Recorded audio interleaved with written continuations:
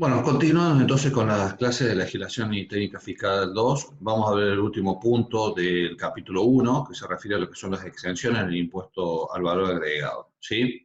Con respecto a las exenciones, y un poco antes de meternos específicamente en lo que dice la ley, repasando algunos conceptos básicos, podríamos decir que una exención es una excepción consagrada por el legislador a la obligación fiscal, por más que el hecho imponible se haya producido. Es decir, por alguna cuestión de política fiscal, de política tributaria, por una cuestión de excepción, el legislador ha dispuesto vía legal, vía por ley, la exhibición o la liberación de pagar el impuesto, ¿sí?, para determinadas operaciones que cayeron dentro del objeto del impuesto, es decir, que están dentro del objeto del impuesto, pero que el legislador ha decidido eximirlas o liberarlas de la obligación tributaria.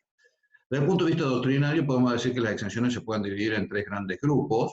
Las exenciones objetivas, que se aplican sobre determinado tipo de operación o de bienes, o de prestaciones de servicios.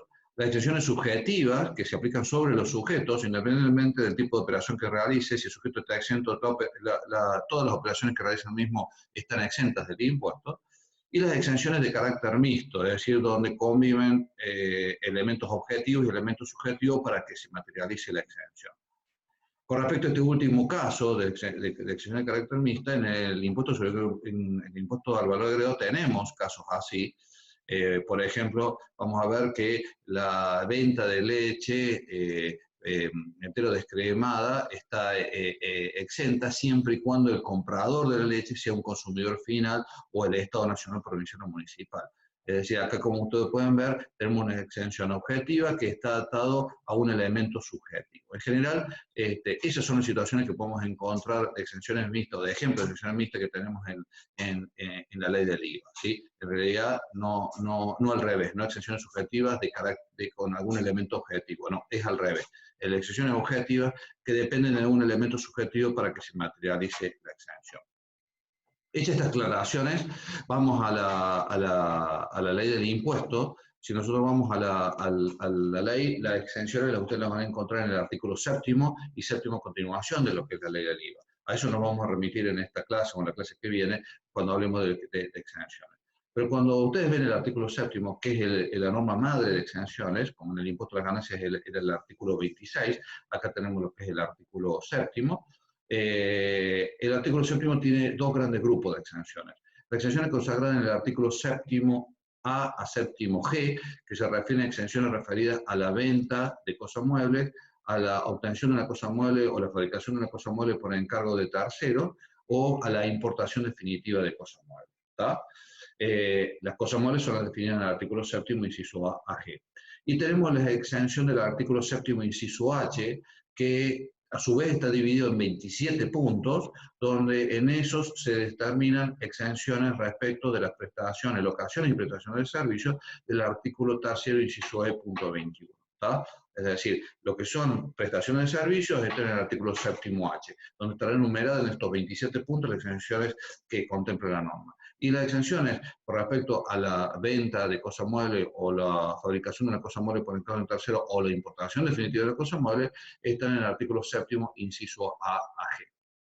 La conclusión que podemos derivar de esta prima facie de esta lectura del artículo séptimo es que de la propia ley del IVA no se contemplan exenciones subjetivas. Es decir, a diferencia que existe, por ejemplo, en el impuesto a las ganancias, donde hay entes que están exentos del impuesto, acá no hay entes exentos del impuesto. Lo que hay son operaciones que están exentas.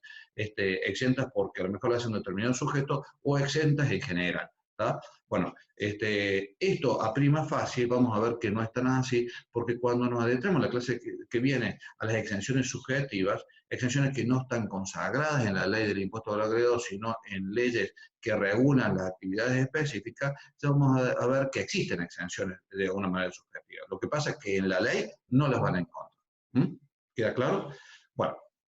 Hecha esta aclaración, vamos a a volver entonces a hablar de lo que son las exenciones del artículo séptimo en esta clase, y ahí vamos a encontrar artículo séptimo, inciso A, hablando de las ventas de cosas muebles, fabricación de cosas muebles por encargo de tercero o importación definitiva de, por ejemplo, los libros, folletos e impresos similares, y esto incluye los diarios, revistas y publicaciones periódicas, inclusive las suscripciones digitales, cualquiera sea su etapa de comercialización o de distribución, están exentas del impuesto al valor agregado.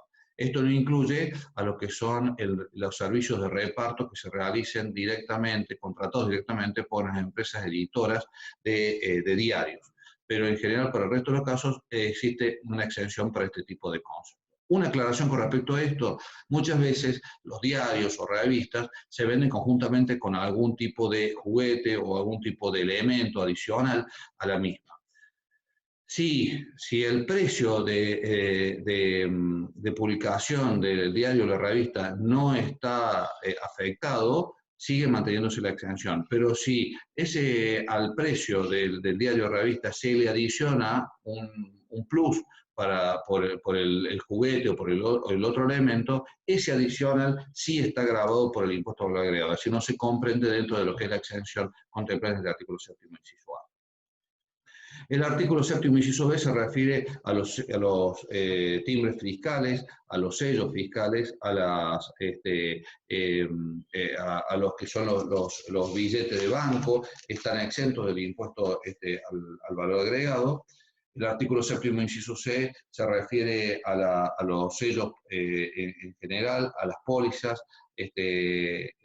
etcétera, a los billetes de sorteos, de acceso a espectáculos teatrales, están exentos del impuesto al valor agregado. El artículo séptimo, inciso D, se refiere al oro. El oro en general está exento. Las monedas metálicas que tengan curso legal en el país de su emisión también estará exento del impuesto al valor agregado. Y allí saltamos la exención del artículo séptimo, inciso F, que se refiere a un tema importante que está relacionado con los bienes de primera necesidad.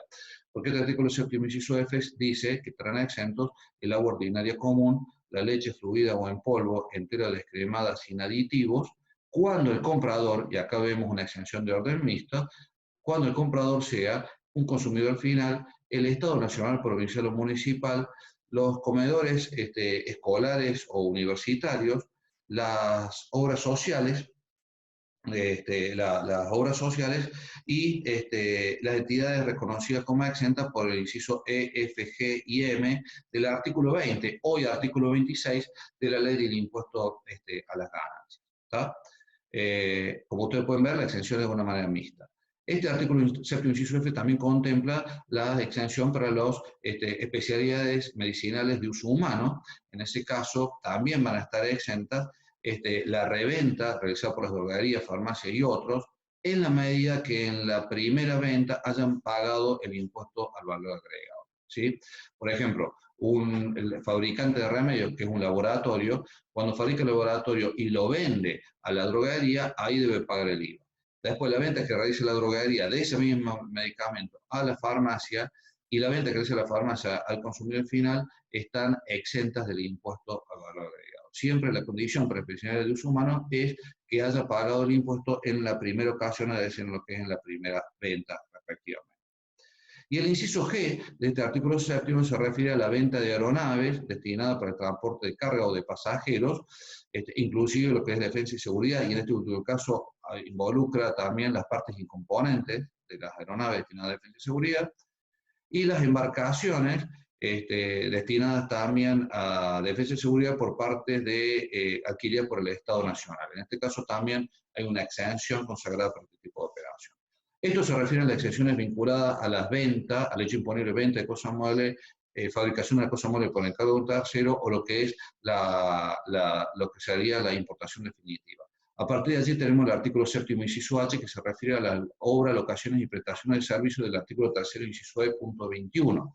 Estarán exentas, entre ellas las prestadas por el Estado Nacional, Provincial o Municipal, los establecimientos de enseñanza privados reconocidos por la enseñanza oficial reconocido por la autoridad competente, en cualquiera sea su orden o grado, inclusive los de posgrado de título secundario o universitario, y los servicios de alojamiento y de transporte que puedan prestar los mismos establecimientos en forma personal, en ese caso también estarán exentos. Y esto también incluye a las clases particulares dentro de la exención de materias que incluyen en el plan de exención oficial que se prestan fuera de los establecimientos, como así también los jardines maternos infantiles o guarderías maternos infantiles también estarán exentos de este impuesto.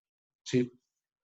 Los servicios de enseñanza para discapacitados, reconocidos por entidades oficiales, también están exentos de lo que es este impuesto, inclusive alojamiento y transporte que realicen tales tipos de entes, quedan comprendidos en esta exención. Los servicios prestados por las obras sociales, entidades exentas por incisos F, G y M del artículo 20, hoy 26 de la Ley de Impuesto a las Ganancias, las entidades partidarias sin fines de lucro, los colegios de consejos profesionales para los fines de los cuales han sido creados.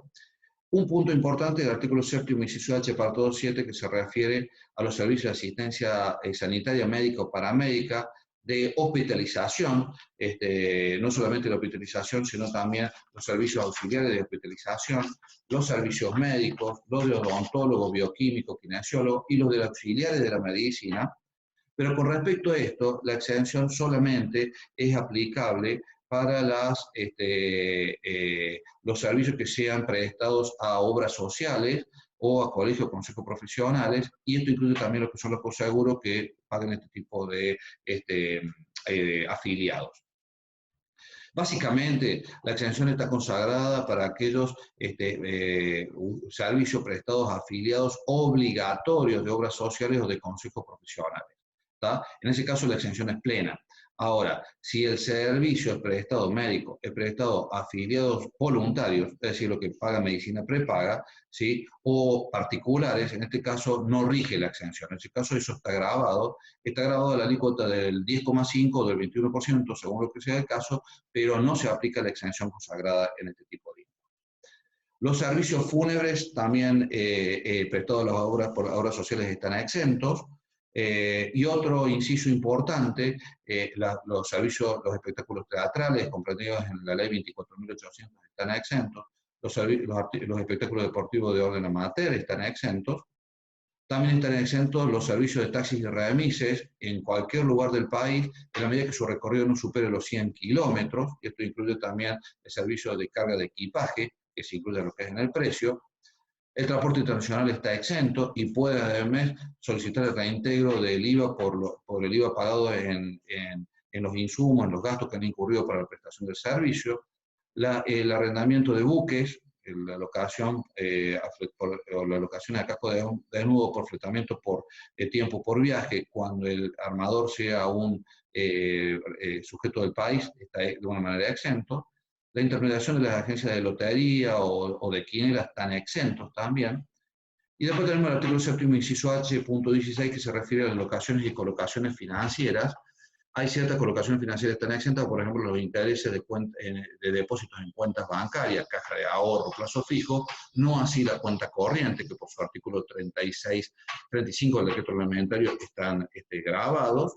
Los intereses pasivos de cuentas de caja de ahorro y préstamo, préstamos y capitalización o planes de seguro retiro privado también están exentos de este impuesto. Los intereses que se prestan a los que paguen las cooperativas, a sus afiliados, los intereses de préstamos al Estado Nacional, Provincial, Municipal, los intereses de préstamos a empresas que las empresas le den a los empleados o viceversa, siempre y cuando no sean condiciones normales de mercado, los intereses de obligaciones negociables que cotizan en bolsa, y un tema importante, los intereses de préstamos del FONAVI y los intereses de préstamos para la compra, construcción o refacción de la vivienda, casa, habitación están exentos. Esto es un tema muy importante para que lo tengan en cuenta. Vivienda, casa, habitación, los préstamos, los intereses están exentos.